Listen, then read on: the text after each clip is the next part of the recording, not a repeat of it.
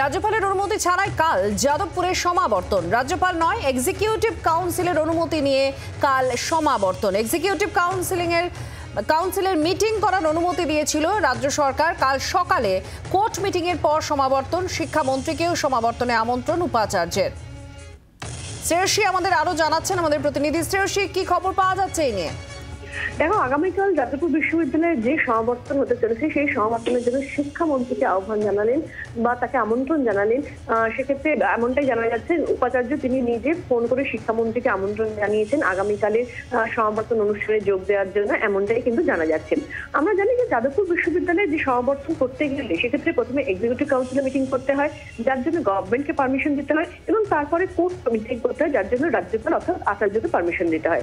এখন এক্ষেত্রে গভর্নমেন্টের পক্ষ স্টেট গভর্নমেন্টের পক্ষ থেকে এক্সিকিউটিভ কাউন্সিল করার জন্য মিটিং করার জন্য কিন্তু পারমিশন দিয়ে দেওয়া হয়েছিল, কিন্তু পরবর্তীকালে দেখা যাচ্ছে কোর্ট মিটিং এর পারমিশন সেক্ষেত্রে রাজ্যপাল দেননি। কিন্তু সেক্ষেত্রে একটা জটিলতা তৈরি হয়েছিল যে কোর্ট মিটিং না হলে কিভাবে সমাবর্তন হবে, কারণ 24 তারিখে যাদবপুরের সমাবর্তন করতে হয়। শেষ পর্যন্ত এক্সিকিউটিভ কাউন্সিল যে পরামর্শ দিয়েছে সেই পরামর্শতেই কিন্তু তার ভিত্তিতেই কার্যত কোর্ট মিটিং আসতে চলেছে যাদবপুর বিশ্ববিদ্যালয়। সেটা আগামীকাল সকালে সেই কোর্ট মিটিং হবে, এবং সেই কোর্ট মিটিং করেই কিন্তু কার্যত সেক্ষেত্রে তারা যে সমাবর্তন অনুষ্ঠান, যেটা নির্ধারিত সমাবর্তন অনুষ্ঠান 24শে ডিসেম্বর হয়ে থাকে যাদবপুরে, সেই সমাবর্তন অনুষ্ঠান তারা করবে।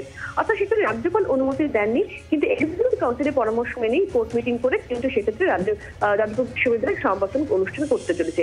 আর এই সমাবর্তন অনুষ্ঠানে এবার শিক্ষামন্ত্রীকে আমন্ত্রণ জানালেন যাদবপুর বিশ্ববিদ্যালয়ের উপাচার্য বুদ্ধদেব সাউ, এবং নির্দিষ্ট সূত্র মারফত আমরা জানতে পারছি যে এই অনুষ্ঠানে আসার ক্ষেত্রে সেক্ষেত্রে শিক্ষামন্ত্রীর তরফে জানানো হয়েছে তিনি যে প্রস্তাব বা তার যে আমন্ত্রণ সেটা তিনি বিবেচনা করছেন।